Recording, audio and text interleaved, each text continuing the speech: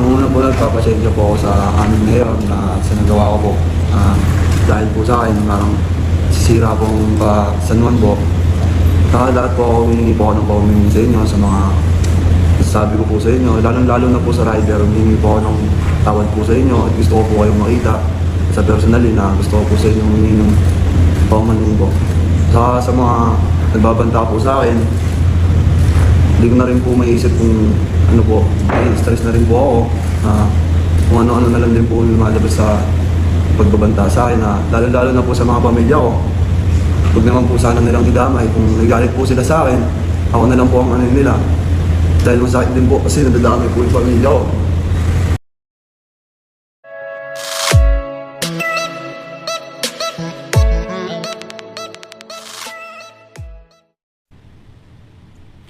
Isang magandang hapon po sa inyo lahat, mga minamahal ko San Juanenyo. Nandito po ako ngayon sa aking tanggapan. Kasama po ang ating San Juan City Vice Mayor Angelo Kawili sapagkat magkakaroon po tayo ng isang press conference.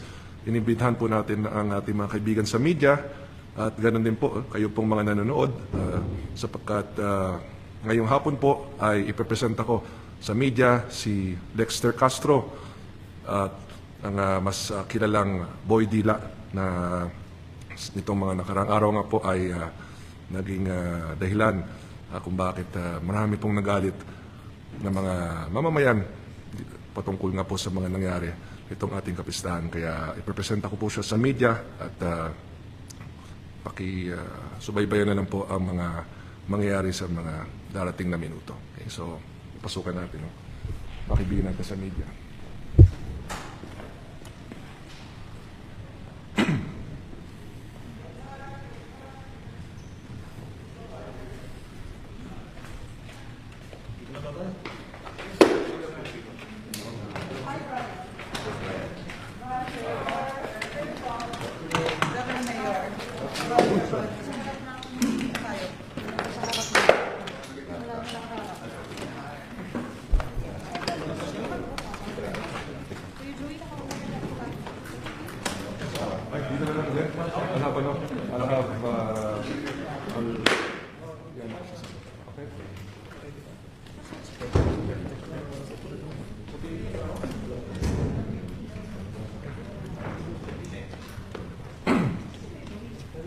Sige.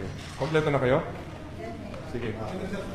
Sige. Siguro best setup muna kayo because I will accompany him to enter dito. So, make sure na lang nakasetup na kayo.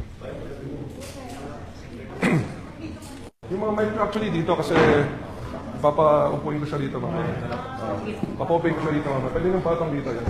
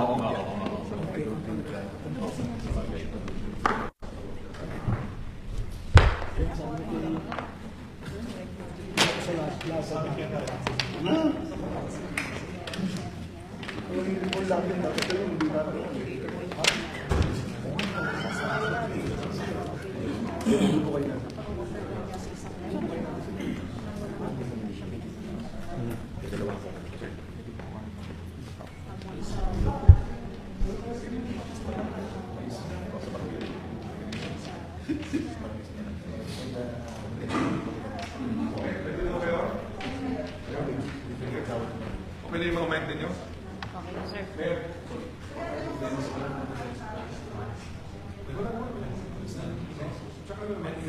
Sige, later you will ask them. Yung ganda naman. Kumbaga, good for you.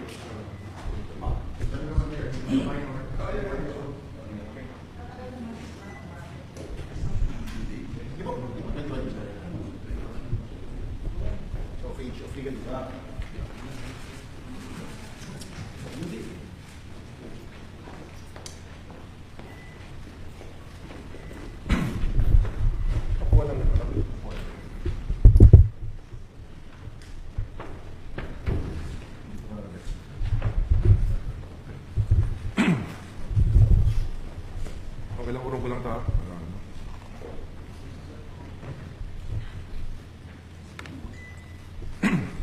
Okay, so isang magandang hapon po sa inyo lahat, mga kaibigan po natin sa media. Kayo po ay aking inimbitahan sa hapong ito sapagkat nandito nga po si Lexter Castro o mas kilalang Boy Dila na itong mga nakaraang araw po ay naging usap-usapan dahil po sa mga viral videos na lumabas patungkol po sa mga nangyari noong aming kapistahan. So muli ako po ay humihingi ng pamanhin at pasensya sa lahat po ng naapektuhan o na biktima ng ilang mamamayan namin ng dahil po sa aming kapistahan. At isa nga po sa talagang pinanggagalingan ng galit ng napakaraming tao na ako mismo talaga ay nagalit din ay ito nga pong si Lexter sapagkat yung mga videos po na kumakalat kung saan ay binabaril niya ng water gun yung isang nagmumotor at nilalabas na ang kanyang dila. Ito po ay sa kasamaang palad ang naging muka ng ating Wata Wata Festival sa taong ito. At base nga sa aking pahayag kahapon, talagang gusto ko siyang makausap. Gusto ko siyang makausap at gusto kong maintindihan niya na ang kanyang ginawa ay nakakasira sa imahe ng lungsod ng San Juan at ganoon din sa ating Wata Wata San Juan Festival at sa kapistahan ni San Juan Bautista. Talagang sinikap kong makausap siya. Ang katotohanan po ay kahapon nakausap ko na po siya, ngunit hindi pa kami nakapagkita. At kanina, nagkita kami sa unang pagkakataon at nakausap ko siya. At base sa aming usapan ay una, tinanong ko ano ang mga dahilan kung bakit niya nagawa ang mga ito. At ang mas mahalaga ay yung mga sasabihin niya ngayon sa inyong lahat. So muli, ako po ay humingi ng paumanhin sa lahat po ng naapektuhan, sa lahat po ng nasaktan, whether physically or emotionally, sa aming kapistahan dahil po sa mga maling asal na ginawa ng ibang mga mamamayan natin noong panahon ng kapistahan. So nandito ngayon si Lexter, bago ko po siya iniharap sa inyo ngayon, nakapag-usap naman po kami at lahat naman po ito ay kanyang sinang-ayunan at kasama niya ang kanyang lola ngayon, nandito rin po. Kasama rin po ang ating Vice Mayor Angelo Kawili, kasama po ang ating Barangay Captain Alvin Alonso at ang mga kagawad po ng Barangay Balongbato na siyang nagdala po kay Lexter dito sa aking tanggapan. So, Lexter, hari ka ng salita. Sige dito, Lexter, pulong mo dito para marinig ka nila. Ang una po nagpapasensya po ako sa aming mayor na sinagawa ko po. Dahil po sa akin, parang sira po ang San Juan po. Saka lahat po ako humingi po ng paumingi sa inyo sa mga sabi ko po sa inyo. Lalo na po sa rider, humingi po ako ng tawad po sa inyo at gusto ko po kayong makita sa personally na gusto ko po sa inyo humingi ng paumanhin ko. Saka sa mga nagbabanta po sa akin, hindi ko na rin po maiisip kung ano po, stress na rin po ako na kung ano-ano na lang din po lumalabas sa pagbabanta sa akin na lalo na po sa mga pamilya ko. Huwag naman po sana nilang itamay. Kung nagalit po sila sa akin, ako na lang po ang ano nila. Dahil masakit din po kasi nadadamay po yung pamilya ko. Kanina nga po, nung nag-usap kami ni Lexter, ang magandang narinig ko sa kanya ay handa siyang humingi ng patawad at paumanhin sa publiko, lalong-lalo na nga sa mga taong maaaring nabastos niya, naapektuhan sa mga ginawa niya o nasabi niya. At yun naman po ay isang bagay na sinabi ko nga, mas mabuting makita ng publiko na talagang nagsisisi siya sa kanyang ginawa. At ang mahalaga, hindi ito maulit muli. Tinatanggap naman niya ang kanyang mga nagawang mali, inaamin naman niya. At ang mabuti rito ay matututo siya ng isang leksyon kung saan siya ay maging mapagkumbaba at tanggapin ang pagkakamali. Ngunit ang pinakamahalaga ay magbago ng pagkatao at wag nang gagawin ang mga ganitong bagay. At yun naman po ang napag-usapan namin ni Lexter. Kung nakita niyo po yung interview ko kahapon, Aminado po ako na talagang galit na galit ako kay Lexter. Dahil yung kanyang mga ginawa, yung po naging muka ng Wata-Wata San Juan Festival. Yung po naging muka ng kapistahan ng San Juan. Ngunit nung nakapag-usap naman kami at nakita ko naman sa kanya na sincero siya sa kanyang paghingi ng paumanhin, ay sabi ko, medyo talagang humupa rin naman yung galit ko. Sa totoo lang, talagang halong lungkot at galit po ang aking naramdaman dahil nung una, hindi ko siya nakikitaan ng remorse. Nung una, hindi ko siya nakikitaan ng anumang pagsisisi. Kumbaga, nakikita ko parang proud pa siya, kinatutuwa niya yung ginagawa niya. Kaya nung nag-usap nga kami kanina at kahapon, ipinaintindi ko kay Lexter na ang kanyang mga ginagawa, mga sinasabi, ay nagiging dahilan kung bakit pumapangit ang pagtingin ng tao sa lungsod ng San Juan. Siya ay isang San Juanenyo, ang kanyang pamilya ay mga San Juanenyo. Sabi ko, pare-parehas tayong masisira dito dahil sa iyong ginagawa. At natauhan naman siya, naintindihan niya, at ngayon ay humaharap po sa inyo at humingi na po siya ng paumanhin. Kaya kung meron mo kayong mga gustong tanongin kay Lexter, handa naman siyang sagutin ng mga ito. Lexter, sinabi ka from this part, ano po yung ating lesson na natutunan po sa mga oras? Natutunan ko po, katulad po yung sinasabi ni Mayor na humingi lang po akong tawad sa mga nagawa ko, sa mga tingin sa akin ng tao. Hindi naman po ako masamang tao, mabait naman po ako. Alam po ng mga ano ko rin. Kamusta ang mental health mo? Kamusta yung sa mental stress ka na ba dahil sa mga ginagawa sa inyong tao sa social media? Kamusta ka? Actually po, medyo stress na rin po, hindi na rin po alam kung saan po ako lulugar. Sa mga pinagsasabi po nila sa akin, wala po, hindi na rin po talaga alam. Lexter, paano mo kinakaharap at ilan yung mga natanggap kong death threats? Hindi ko na po, sa tutusin po, hindi ko na po sila mabilang. Sobrang dami po nagbabanda sa akin. Nakisya daw po babarilin na lang, ganun po. Sa akin po, aminado naman po ako, mali po ako sa nagawa. Ako po humihingi ng paumanhin sa lahat ng mga nakabala kong tao, lalo na po sa rider po na nabasa ako. Ganun po. Yung mga nag-deliver din sa mga video, nag-deliver naman pala ng address, meron ka ba panawagan din dun sa mga nagububus pa na taong bayan na nagpapag-deliver na kung ano.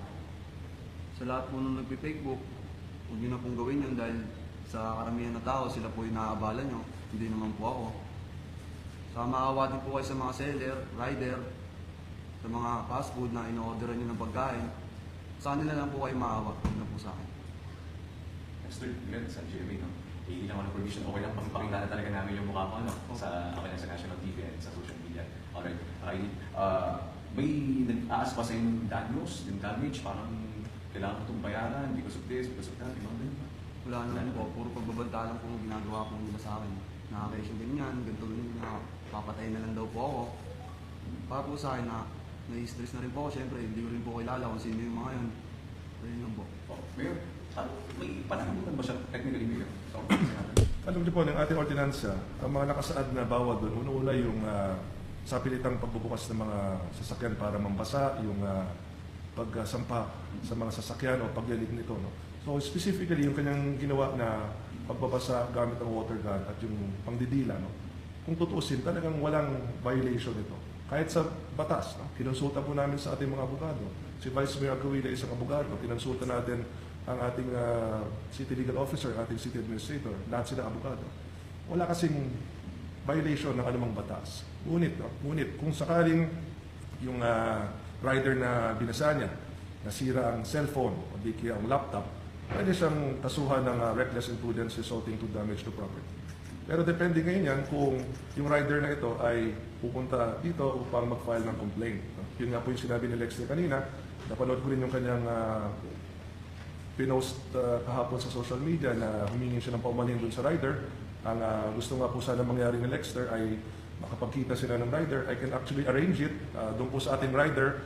Kung kayo po nanonood at nakikinig ngayon, kung magtitiwala po kayo sa akin, pwede ko pong i-arrange na makapagkita po sila ni Lexter dito sa ating tanggapan sapagkat unang-una gustong humingi ng paumanhin ni Lexter sa kanya personally. Pangalawa, nais niyang handugan ng isang helmet at kapote.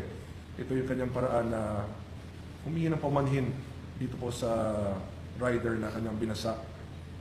na kitang-kita naman po na talagang kanyang ginawa dito po sa mga viral videos. No? Again, it is up to the rider kung sakaling gusto niya mag-file ng kaso. Choice po ng rider yan.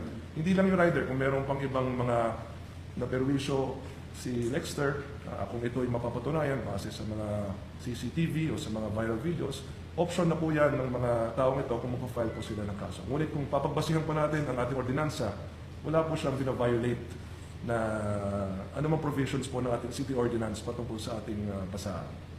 Mayor, Bante po. Hindi po ba mapasok po sa paghinap na pang-inis o unjustification? Again, that will require a private complainant. Yung po ang kaibahan dito at yung gusto kong ipaliwanag sa ating mga kaibigan sa media. Ang mga pwedeng i-file na kaso directly ng city government na kahit wala ng complainant ay yung mga nakasaad lamang sa ordinansa. Ngunit pagdating sa unjust vexation or di kaya slight physical injuries or damage to property, kailangan po sa ilalim ng batas na merong pong private complainant na pupunta. At ilang araw na ho kaming nananawagan sa publiko na kung meron nga pong mga gusto mag-file ng kaso ay pumunta rito.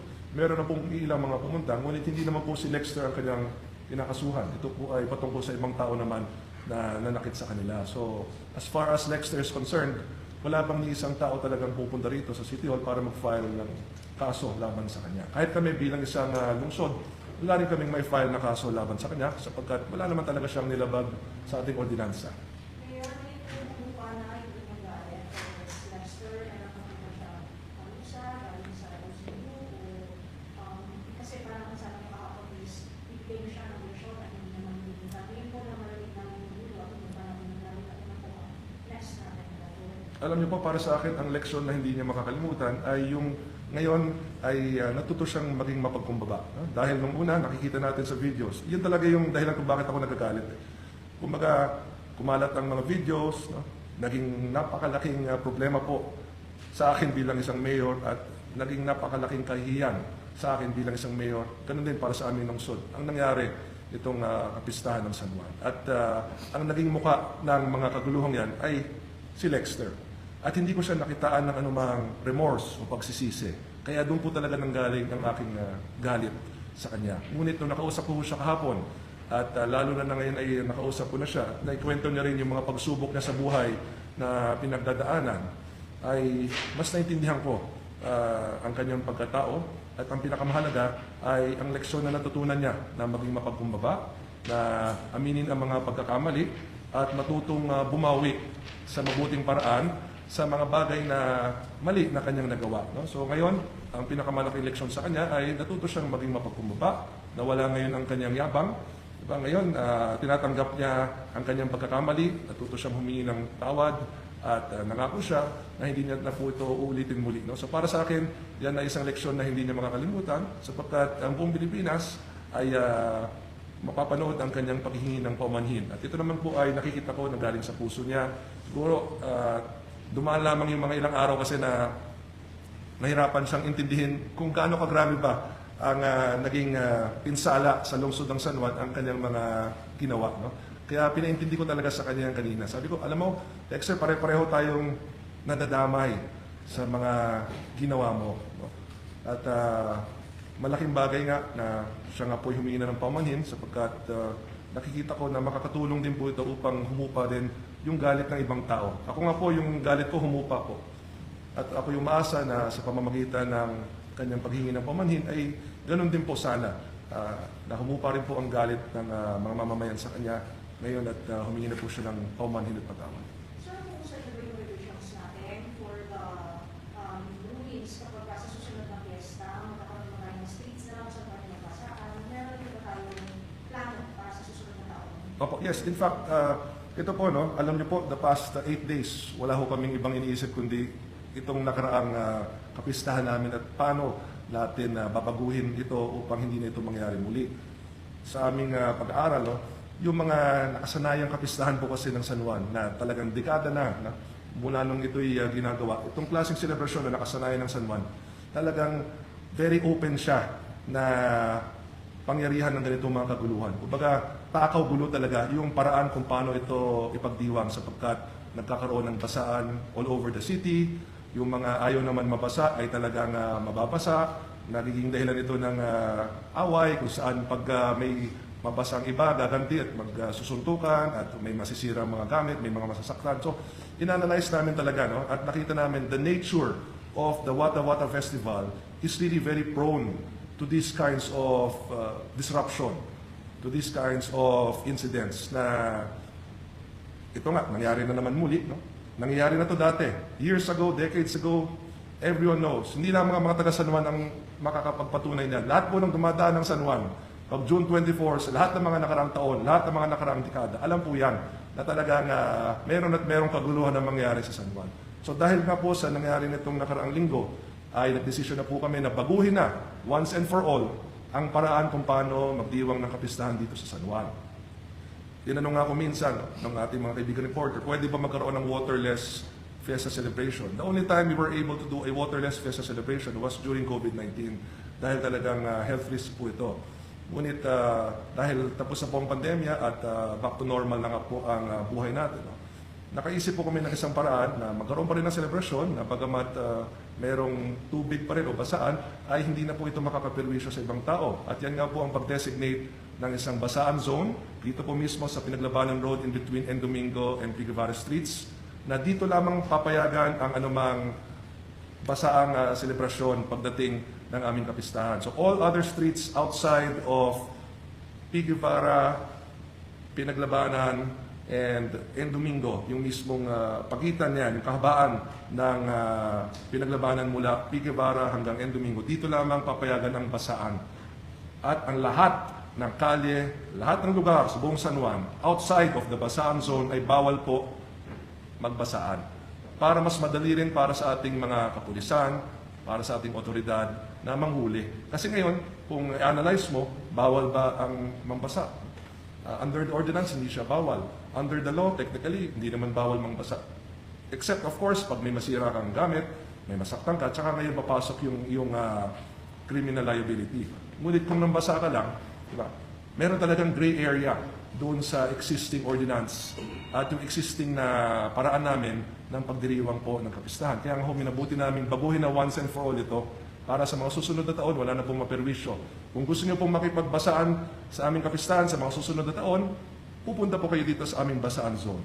Ngayon, lahat po ng ibang mamamayan na walang planong makipagbasaan po, gusto lamang magtrabaho ng tahimik, gusto lamang dumaan sa aming mga kalye, ay doon na po sila sa ibang mga kalye na daan. At hindi na po sila papasok sa ating basaan zone because all other streets in San Juan will be passable for them dahil wala naman pong basaan.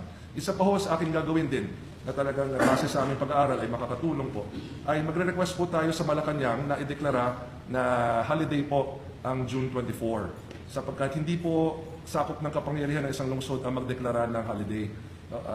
Only Congress can declare a holiday, of course, through a law approved by the President, or Malacanang itself can declare a holiday. So, kapag ma-declare natin holiday ang June 24, no, sa pamamagitan ng ating Pangulong Marcos o ng Malacanang, ay ibig sabihin walang pasok sa mga paaralan, ganun din sa mga opisina. So, yung mga nagtatrabaho dito, hindi na kailangan isipin ako, pupunta ako ng San Juan, mababasa ako. No? Talagang pinag-aralan ho namin ang lahat ng mga nakagawian kasi ng mga nakaraang taon, nakaraang dekada. At minabuti namin himayin isa-isa, saan ba nagka-problema, bakit humantong sa ganito. At yun nga po, ang pinakamahalaga, ay babaguhin lang po natin ito simula ngayon pa lamang. No? Babalangkas na po ang ating Sangguniang Panlungsod sa pamumuno ni Vice Mayor Angelo Kawili ng bagong ordinansa patungkol sa pamamaraan ng pagdiriwang ng aming kapistahan. Para po nga po, hindi na po ito mangyari muli. Mayor, dalawang bagay po. Yes, please. Hindi ko muna kay Lester. Tumabit ka ba kay Mayor dahil natatakot ka dun sa mga death threats o ano pong dahilan? Bakit kayo nandito? Dahil po sa mga pagbabanta rin po sa akin na hindi ko na rin talaga nakakala, kaya nakipagtulungan na lang din po ako kay Mayor. Para rin po sa mga masasabi nila sa San Juan, yun po. Mayor, maaaring si Lester po ay biktima rin nung naging sistema before. Meron po bang dinaan sa psychosocial dahil dun sa kaniyang stress at sa mga biglaan? Mukhang hindi po normal yung kaniyang mga napagdaanan before kaya humantong sa mga ganito. Actually, kanina ko lang nakilala si Lester. No? In fact, nakausap ko siya kahapon at nakausap ko rin kanina. At base dun sa maiksing panahon na nakapag-usap kami, may mga nakwento siyang mga pagsubok sa buhay na para sa akin, well, these are personal circumstances, personal problems na pinagdadaanan niya. Ayoko namang pag-usapan sa publiko. Ngunit kung meron siyang mga bagay na pinoproblema, gaya ng mga nabanggit niya sa akin, ay maaari naman kung tumulong ang lungsod sa kanya. Again, these are personal to him. Ayoko naman pong magsalita tungkol doon sapagkat yan po ay mga personal circumstances niya. Ngunit handa naman po ang lungsod na tulungan si Lexter sa anumang paraan. Kung sa tingin niya ay gusto niyang ilapit sa amin, no? We cannot also force him naman. Kumaga, depende na po yan sa kanya kung ilalapit ka sa amin yung mga bagay na naging dahilan kung bakit nga po medyo may konting mga problema siya sa buhay. Last po, could be, sorry for this word, it could be blessing in this case po kaya sa pamagitan ni Lexter ay mababago po yung kondisyon at magiging contained at magiging mas peaceful. Alam niyo, para sa akin, this is a very good opportunity na once and for all mabago na po ang pamamaraan kung paano ipagdiwang ang Fiesta ng San Juan. Kasi sa totoo lang po, at alam naman po ito ng mga San Juanino, hinahanap po talaga ang basaan. Every year, excited po ang mga mamamayan na magkaroon ng basaan. Last year, hindi ho kami nagkaroon ng basaan dahil sa dalawang dahilan. Namatay po ang aming dating Vice Mayor at nung panahon yun ay kasagsagan po ng El Nino. 2022, nagkaroon po tayo ng basaan, ngunit yung COVID nung panahon yun ay nandun pa, ngunit allowed na yung mga ganong activities, so hindi ganong karami yung sumali sa aming kapistahan dahil nga po nandun pa rin yung banta ng COVID. 2021 and 2020, kasagsagan naman ng COVID, so walang selebrasyon. So makikita mo, sabik na sabik yung San Juan na magkaroon ng nakagawiang basaan dahil mahabang panahon, ilang taon hindi nagkaroon dito. Ngunit yun nga ho, no, para sa akin, mabuti na rin nga po na nang dahil sa mga nangyaring ito, meron na tayong talagang dahilan na baguhin ang nakagawiang tradisyon. Pag sabihin ko nakagawian, decades na yan, dekada na yan. Yung mga dating mayor ng San Juan, alam nila yan. Lahat ng lumaki ng San Juan, gaya ko, buong buhay ko, dito ako lumaki, dito ako pinanganak, dito ako namumuhay, alam namin yan na ganito ang paraan kung paano ipagdiwang ang kapistahan. Lahat ng dumadaan sa San Juan tuwing June 24, ditong mga nakaraang taon at dekada, alam niyo yan na pagdaan nyo na San Juan, ganito yan. Ngunit yun nga po ang nakagawian, yun yung expectation, yun yung hinahanap-hanap. At ngayon, maintindihan ng tao kung bakit hindi na ito pwede gawin sa kabuuan ng aming lungsod. Maintindihan ngayon ng tao bakit dapat dito lamang sa Pinaglabanan Road in between N. Domingo and Pigivare ito gagawin. So, if there's anything good that will come out of this, it's that we will now be able to change the way San Juan celebrates its fiesta. Nandun pa rin yung basaan component sapagkat ito naman po ay simbolismo ng pagbibinyag po ni Jesucristo ni San Juan Bautista na we really cannot take that away from our celebration. Kaya nga po, basaan Kaya nga po, ang patron namin ay sa San Juan Bautista. Dahil nga po, St. John the Baptist baptized Jesus Christ using water. Yun po ang essence ng basaan. So, yan po ang sagot sa inyong katanungan at umaasa ako at alam ko na sa mga susunod na taon dahil hindi na nga po to citywide ay hindi na po mangyari ang ganitong mga kaguluhan at alam kong maintindihan ng San Juan kung bakit kailangan baguhin. Dahil hindi naman po rin talaga nagustuhan ng San Juan ang mga kaguluhang nangyari. Wala naman pong may gusto na mangyari ang lahat ng ito. Hindi naman po yan gusto ni Mayor Francis Zamora. Hindi naman po yan gusto ng aming lungsod. Ngunit nangyari siya. Hindi namin dinideny na nangyari, but we are doing something about it. We are changing how we will celebrate in the next many, many years. And buti na rin nga po nagkaroon ng ganitong pagkakataon kung saan maintindihan din ng San Juan kung bakit kailangan baguhin ang paraan kung paano kami magdiwang ng aming kapistahan. Mayor, sa guys, sabi niya nga, meron ka sa kanyang banda sa politika. Meron ba kayong action o protection? Okay. Yes, of course, no, may karapatan naman talaga si Lexter na maproteksyonan din ang kanyang buhay dahil una-una, hindi naman po siya kriminal.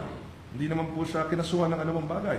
So, ayaw din natin naman humantong sa anumang masamang pangyari ang kanyang buhay. So, we will of course coordinate with our San Juan Police to ensure na wala ring manakit sa kanya, walang sumubok pumatay sa kanya, kung marami nagbabanta sa kanya. Tungkulin namin na siguraduhin na walang papatay sa kanya. At tungkulin ko yun bilang mayor na siguraduhin ang kanyang buhay ay hindi po malagay sa anumang alangan. Mayor, Itutuloy po yung hanapin yung ibang mga iba si Dexter. Opo, actually, tuloy-tuloy po. Kanina nga ho, no? Meron na isang magpa-file na rin po ng kaso. Papunta na po siya sa prosecutor's office kaninang bandang mga alas 3 ng hapon. No? So, nadagdagan na naman po ang magpa-file ng kaso patungkol nga sa aming kapistahan. At hanggang ngayon, patuloy po ako manghihikayat ng mga mamamayan na gusto mag-file po ng mga kaso laban sa mga taong maaaring nanakit sa kanila o namerwisyo sa kanila. At hanggang ngayon po, hinihikayat ko ng bawat isa na magpadala ng mga videos, photos, anumang impormasyon o patunay na sila nga po ay sinaktan o binasa ang gamit. Ako rin po ay nagbigay na ng instructions kahapon nung aming breakfast meeting nga po kasama ang ating executive department, kasama ang ating legislative department, lahat ng mga Facebook accounts po ng ating mga barangay, ganoon din ng ating mga city officials, ni Vice Mayor, ni City Administrator, ng mga konsihal, ni Congresswoman, ganoon din po ng ating mga department heads. Lahat po yan, I instructed all of them to announce to the public na kung meron pong mga videos o photos na pwedeng ipadala sa pamamagitan ng social media na magsisilbing mga patunay o pruweba sa mga nangbasa o ng gulo, ay ipadala po sa amin sapagkat gaya ng sinabi ko, hindi po tayo titigil hanggat maturuan sila ng leksyon. Si Lexter, natuto ng leksyon ngayon, bagamat hindi naman sa pamamagitan ng isang kaso, ngunit sa pamamagitan ng pagiging mapagkumbaba. Mula sa kanyang dating mayabang na asta, ngayon nakita natin na si Lexter ay natuto ng isang leksyon kung paano maging mapagkumbaba at paano humingi ng tawad. At para naman po dun sa meron talagang criminal liability, ang leksyon na matututunan nila ay yung kasong haharapin nila. Sapagkat dadaan po sila sa isang legal na proseso at kung makita po ng ating korte na sila nga po ay guilty sa mga kasong ito, maaari silang makulong at sila po ay papatawa ng mga karampatang multa. Mayor, yung rider na binasa ni Lexter, may info na po ba kayo or natukoy na po niyo yung identity ng rider na yun? And if ever po na may nasirang gamit, sasagutin po ba ng LGU yung mga nasira?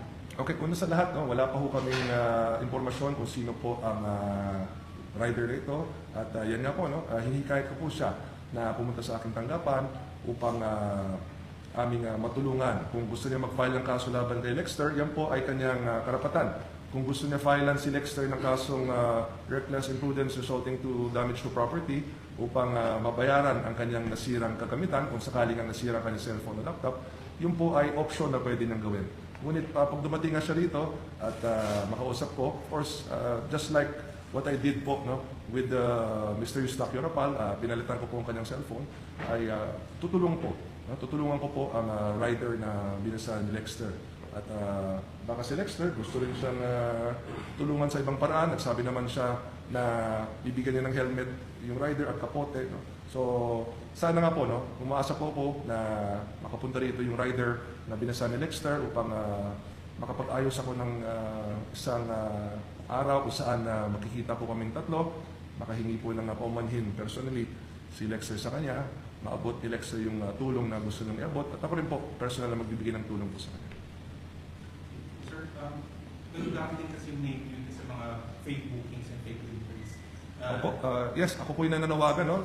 Gaya ng binanggit ni Lexer kanina, sa lahat po ng mga gumagawa ng mga fake bookings, ako po yung nananawagan na tigil na po natin ito. Kung ano man po ang galit ninyo kay Lexter o sa akin dahil sa mga nangyari, kami po ay humingi ng paumanhin at nandito na nga po si Lexter, nag-public apology na po siya. Ito po ay bagay na talagang kusang loob niyang ginagawa. Kaya ako po yung maasa na humupa na rin po sana ang galit ng mga tao sa mga nangyari. At muli, no, sisiguraduhin po namin na hindi na po ito mangyari muli sa mga darating taon dito po sa kapistahan ng Sagwan. At yung mga pagbabagong aming gagawin ay tiwala po ko na sa pamamagitan nito ay hindi na nga po mangyari muli ang ganitong klaseng kaguluhan. Wala na po kayong makikita ng mga sapilitang babasain, wala na po kayong makikita ng mga sasaktan. Wala na po kayong makikitang kaguluhan sapagkat meron na lang pong isang basaan zone na kung saan pwede magbasaan. At itong basaan zone ito, of course, we will ensure peace and order inside the basaan zone. But outside the basaan zone, bawal po mangbasa at mas madali na ngayon para sa ating kapulisan manghuli sapagkat kung kayo po ay mambasa outside the basaan zone, automatic violation na po yan ng ordinansa pwede po tayo magpataw ng as much as 5,000 pesos doon ordinance at pwedeng isaad po doon sa ordinansa ang pagkakakulong doon sa mga violators. No? So, isa pong gusto kong i-emphasize po, no, at gusto ko po maintindihan ninyo, yung 2018 ordinance, ito po isang ordinansa na pinasa noong panahon ng nakaraang mayor. At nakitaan namin ito ng maraming loopholes o gray areas o kahinaan. Halimbawa, yung ibang mga violations na nakita natin itong mga nakaraang araw, hindi po yun nakasaad dun sa ordinansang yon. So, papalakasin namin ang ordinansang ito, aamyendahan namin siya upang lahat na maisip nating violations na pwede mangyari sa isang basaan ay mailagay doon. Yung mga loopholes, mga kakulangan, yung mga gray area, we will correct all of this and make sure that we will have a very, very strong ordinance na wala ng loopholes, all-encompassing. Lahat na maisip nating posibleng violations po, ilalagay na po natin doon para talagang wala nang ligtas yung mga manggugulo kung sakali man sa mga darating na panahon. Okay? Sir, so ulit interest na ito, sir? Ano, sorry? Ulit interest na. Oo. Kaya nga, napapasalamat din ako kay Lexter sapagkat nag-decision nga siya pumunta rito kasi sabi ko, hindi ka talaga titigilan ng lahat. Hanggat mangyari ang araw na ito at Lexter, yun, talagang yung leksyong ito na natutunan niya, nakita niya na dapat maging mapagkumbaba, dapat akuin ang mga pagkakamali at ang pinakamahalaga ay hindi ito gawin muli upang wala nang mapiwisyo, wala nang masaktan, wala nang mapasusan. Okay? Lester, lalabas mo kami yung dila mo. Joke lang ako. Ayaw ko namin yung masang dila. Sabi ko nga sa kanya, Lexter, wag mo na ilalabas yung dila mo. Kasi ang ganda na nga nung apology niya kagabi, tapos nilabas pa rin yung dila, di ba? Kaya natuto na siya. Kaya mag-alala. Natuto na siya. Tatanong ko nga sana kanina kay Lexter, sir. Kinumpis ka po ba yung baril niya? Ay, water gun na kasi yan. Oo, water gun na. Daw po kasi nahanap, bulto ito yung Bibilhin. Ganun ba? Kami yun daw. Oo, kasi pag binenta mo, may bibigay ko dun sa rider na magreklamo. Diyan sa bahay lang po.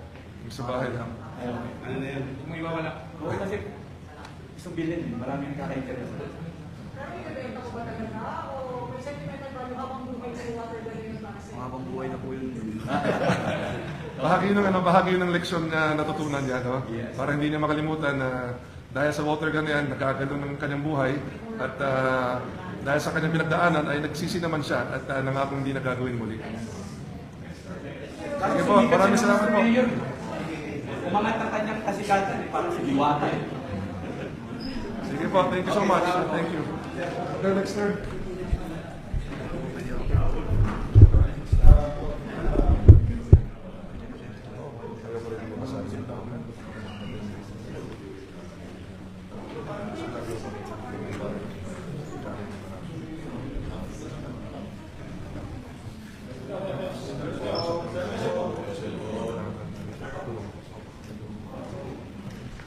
Sige po.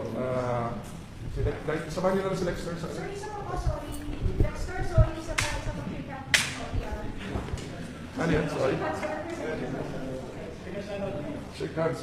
Yung pag-shake hands namin, ito ay isang simbolo ng kanyang pag-apo sa kanyang mga yung nagawa, no? Na sa totoo lang talagang naging dahilan naman po ng pagkakaroon talaga ng kahihiyan dahil nga po sa mga kumakalat sa social media, mga viral videos, naging dahilan po talaga yun ng kahihiyan para sa amin sa Luzon. At ako ay nagpapasalamat sa kanya sapagkat naglakas loob siyang pumunta rito, aminin ang kanyang mga kasalanan, aminin ang kanyang mga nagawa at humingi ng tawad at paumanhin. So, para sa kanya, alam nyo, ito yung leksyon na sinasabi ko. Isang bagay na hindi niya makakalimutan dahil natuto siyang magpakumbaba, humingi ng tawad, magbago, at hindi na niya ilalabas ang kanyang dila gaya ng kanyang pinangako at hindi na rin siya magiging mayabang sa anumang paraan. Next time. At nagpapasalamat din po pala ako sa mga staff ng barangay namin, lalo na po sa kapitan namin na si Alvin Alonso po na may pag-coordinate po kay Mayor na magkaayos po lahat. Lalo na rin po sa mga agawads namin sa barangay Balumbato po. Yun lang po. Thank you. Okay, sige. Kaya pwede ba pa siyempre Sister? Pwede ba pala siyempre? Papasalamat din po pala ako kay Mayor na nandiyan po pa rin po siya sa akin dahil may pagkakamali po rin po ako ngayon. Maraming salamat po sa inyo. Okay. So alam nyo, bilang ama ng lungsod, no? Anak ko po, no? Na may tuturing ang bawat San Juanenyo, kasama naman dyan si Dexter, Kung meron man tayo mga anak na gumawa ng anumang mali, no? Tungkulin natin bilang ama na turuan sila, no? Para hindi na po maulit ng ganitong mga pagkakamali. So, Lexter is one example of that at base naman sa kanyang mga binanggit ngayon, magbabago siya at pinagsisisihan niya yung mga nagawa niya at nangangako hindi na gagawin. So ilan taon po siya? Estudyante ko siya? Tinatanong ko Ilan lang. taon na estudyante ka ba? Pero ilan taon? 21 po. Okay, sige. Brian, assist mo na lang si ano.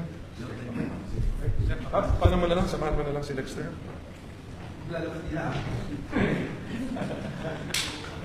Sige. Okay, si Lola mo, Lexter. Lola, si Lola. Ayun. Sige, samahan mo na lang. Sige, okay.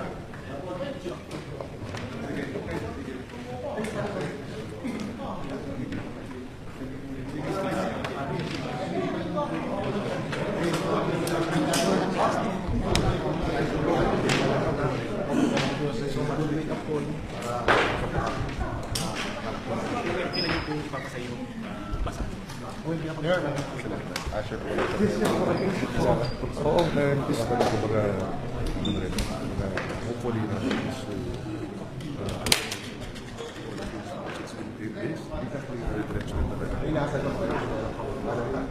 well, pertaining to other cases, yes, it's possible, lalo na talagang we're busy to identify them. But in relation to Lexter, I'm hoping kung saan natin. Kasi ayaw naman natin naman tumulungan sila. Hindi namin pumatay sa kanila. Siyempre, karapatan din naman na buhay. Kami natin naman siya sa kanyang kamali. Siya umali. Oh, yes. I know. I really wanted to talk to him. Sige, thank you so much. Thank you. Sige po, yes, thank you. Thank you. Sige po, muli, sa lahat po ng nanonood nating press conference, ito po ang mga nangyari. So, panoorin nyo na lang po muli kung hindi nyo na po nasimulan. At napaliwanag naman po ang lahat sa press conference nito. Ako po yung maasa na sana po, no, sa pamamagitan ng paghingi ng paumanhin ni Lexter ay humupa na po ang galit laban sa kanya, laban sa nangyari po na kaguluhan sa aming lungsod. Muli ako humingi po ng paumanhin at pasensya sa lahat po ng naapektuhan ng aming selebrasyon at makakaasa po kayo na sa mga pagbabagong aming gagawin sa aming kapistahan simula ngayon pa lamang, no, ay hindi na po ito mangyari muli. Maraming